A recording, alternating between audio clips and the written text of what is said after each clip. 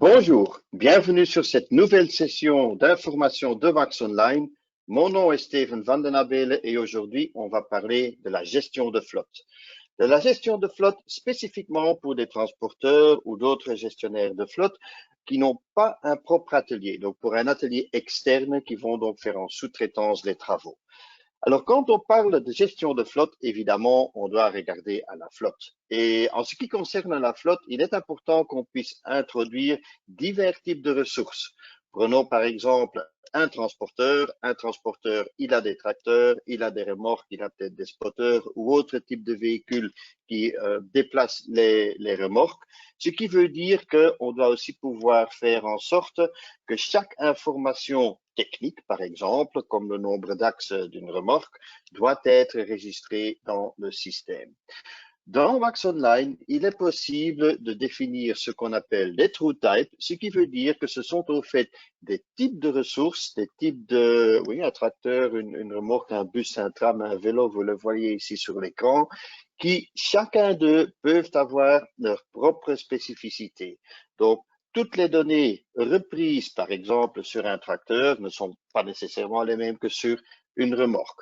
Donc, dans Wax Online, on peut définir les types de ressources à l'aide de TrueType qui nous donne alors la possibilité de mettre n'importe quelle donnée dans Wax Online.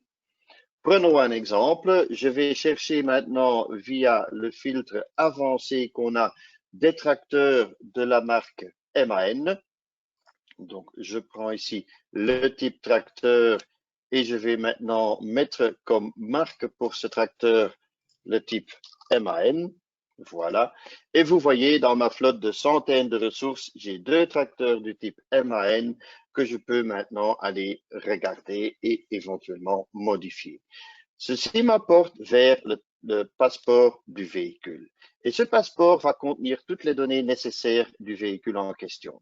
Ce qui veut dire que pour cette plaque NLPE 389, je vois que effectivement c'est un MAN d'un certain modèle, je vois le numéro de châssis et je vois qu'il y a tout un tas d'onglets qui ont été créés spécifiquement pour le type tracteur.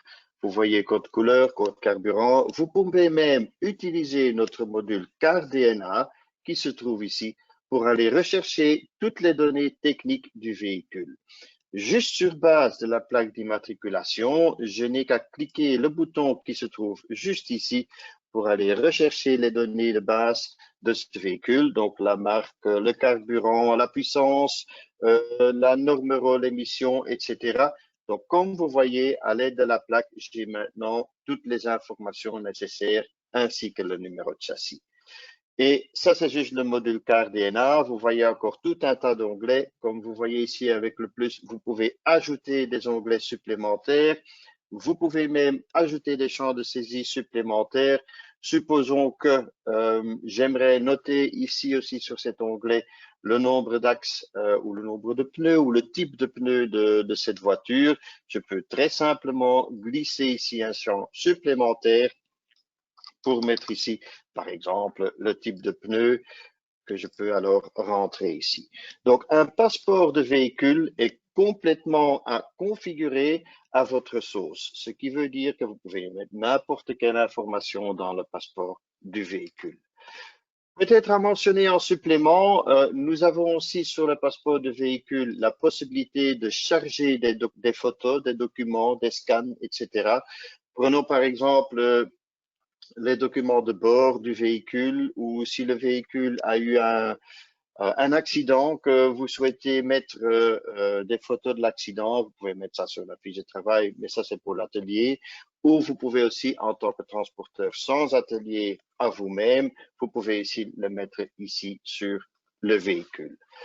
À mentionner également les travaux parce que effectivement, on sait que bon, des camions ou des tracteurs doivent aller régulièrement en entretien.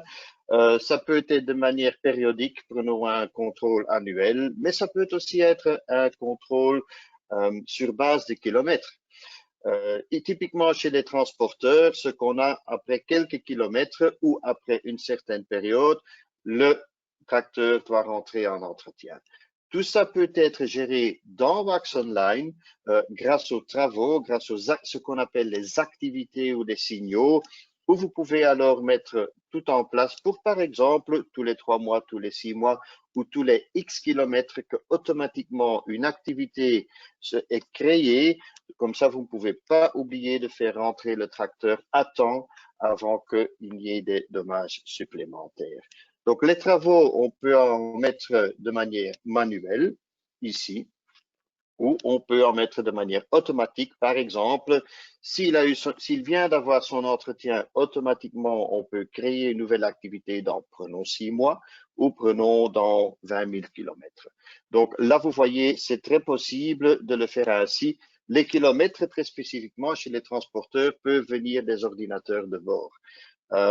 On peut faire une interface avec l'ordinateur de bord qui nous fournit les kilomètres et alors il va y avoir un contrôle continu entre les kilomètres de l'ordinateur de bord et les kilomètres pour le prochain entretien et une fois qu'il se rapproche, il y aura un signal automatique. Ce n'est qu'un exemple. On peut aussi penser que la plupart maintenant des ordinateurs de bord peuvent aussi donner des signaux pour des anomalies qu'ils remarquent sur le véhicule. Donc même là, les anomalies peuvent être envoyées par l'ordinateur de bord et être introduites comme un signal dans Wax Online. Ceci peut alors engendrer, par exemple, une diagnose du véhicule, donc faire entrer le véhicule pour une diagnose pour essayer de trouver qu'est-ce qui se passe, quelle est l'erreur dans le véhicule. Donc, les signaux sont un mécanisme très important pour faire en sorte que vous pouvez profiter de votre flotte de vos véhicules le plus longtemps possible en mettant en avant les entretiens, etc. et tout ce qu'il faut faire pour que le véhicule puisse rouler le plus longtemps possible. Tout ça peut être géré par le passeport. Ceci me dit alors qu'on va aller voir dans les signaux même. Donc, si je prends par exemple les signaux, ceci c'est ma liste signal ou d'activités que pour l'instant sont actifs. Là, je peux à nouveau ajouter un signal de manière manuelle. Supposons que le chauffeur vient de remarquer que ses pneus sont assez usagés. Il peut le mentionner au gestionnaire de flotte et on peut, par exemple, ajouter une activité pour changer les pneus. Les entretiens, vous les voyez aussi ici. Vous voyez dans les remarques Automated To Do, ce qui veut dire que ça, c'est vraiment un entretien qui a été généré de manière automatique sur base de la fois passée. Donc, s'il y a un contrôle annuel à faire, ce contrôle a été fait, prenons ici l'exemple, le 8 du 10 2019, automatiquement, il va créer un signal pour l'année prochaine et faire en sorte qu'on ne peut pas oublier de faire rentrer le véhicule. Donc, les signaux de manière manuelle ou de manière automatique, les deux sont possibles. Alors, vu que ce gestionnaire de flotte-ci n'a pas son propre atelier, il va devoir sous-traiter les travaux. Donc, pour sous-traiter les travaux, qu'est-ce qu'il peut faire? Il peut, par exemple, je vais prendre cet exemple-ci, il peut créer un ordre de planning et ceci, c'est pour un entretien qui aurait eu lieu le 5 du 10. Ils peuvent faire un ordre de planning. Et là, vous voyez également que s'il y a d'autres activités qui sont aussi planifiées pour ce véhicule, qui sont automatiquement ajoutées. Donc, comme ça, on ne peut rien oublier, même on peut aller un peu plus loin. On peut créer une relation entre différents types de véhicules. Prenons l'exemple un tracteur et une remorque. Et s'il y a un entretien de prévu ou une activité de prévu pour un des deux, automatiquement, grâce à cette relation, il va proposer de faire aussi les tâches qui sont prévues sur l'autre véhicule. Donc, comme ça, vous voyez qu'on peut vraiment combiner au fait les différents types d'activités pour générer une efficacité dans la gestion de flotte. Voilà, je vais planifier maintenant les travaux qu'on voit ici. Donc, vu maintenant que c'est un transporteur sans atelier, il va devoir sous-traiter les travaux. Alors, pour sous-traiter ces travaux, c'est très facile. On peut aller dans l'aperçu des ordres de planning. Je vais juste faire un refresh parce que je viens d'en ajouter. Et alors, on va assigner un fournisseur ou un sous-traitant qui va pour vous aller faire les travaux. Donc, une fois que j'ai mon planning, Il est en train de charger. Voilà. Une fois que j'ai mon planning, je peux ouvrir l'ordre de planning. Vous le voyez ici, donc pour mon véhicule avec l'immatriculation LPE. Et dans cet ordre, je peux maintenant mettre un fournisseur. Voilà, je vais demander à TC Automotive de le faire. Et une fois que je vais sauvegarder cet ordre de planning, il va automatiquement créer un bon de commande. Et là, vous voyez à nouveau qu'à l'aide de ce bon de commande, on peut de nouveau automatiser les choses. Ce bon de commande peut être envoyé au fournisseur. D'ailleurs, juste le maître ici va déjà envoyer un mail au fournisseur pour dire qu'il va pouvoir faire ses travaux.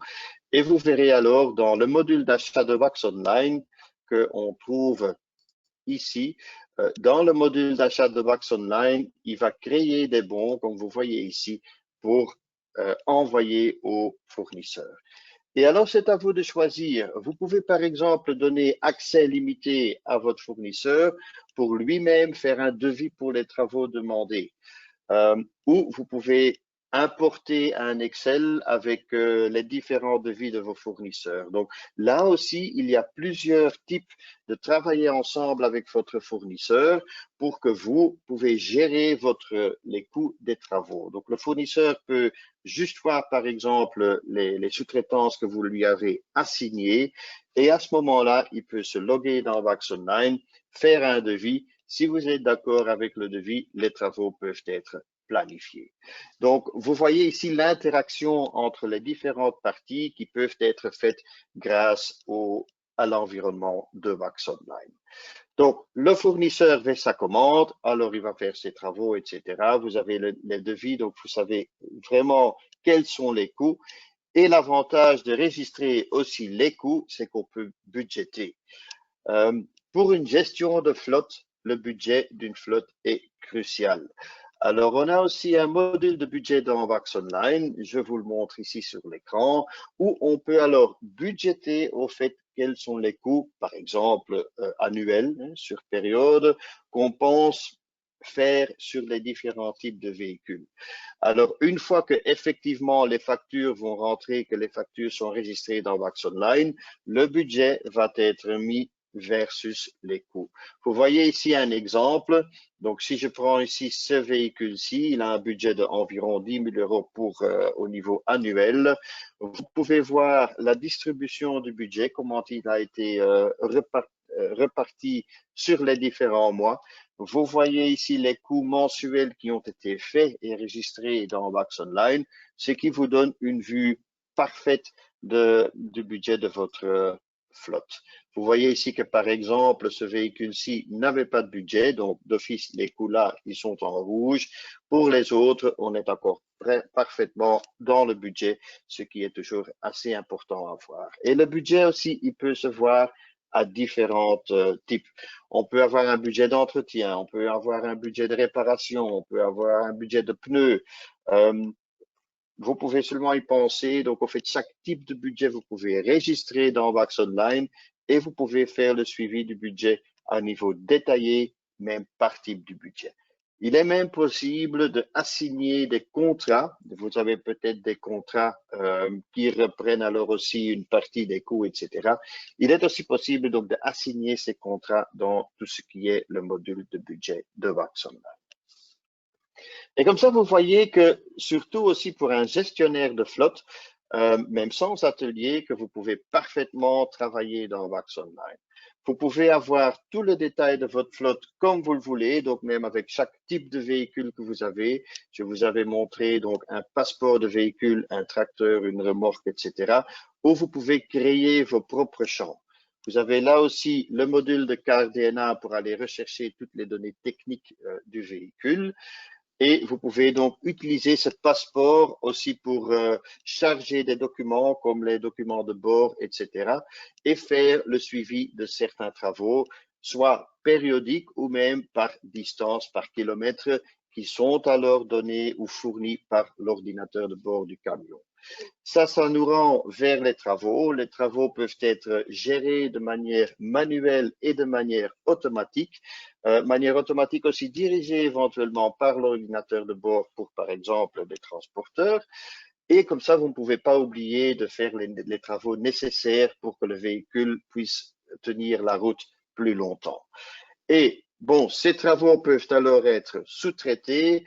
Ces sous-traitants reçoivent une communication par email, peuvent avoir accès aussi à Wax Online si voulu, peuvent mettre leur devis sur Wax Online qui doivent alors être approuvés dans Wax Online, ce qui donnera alors aussi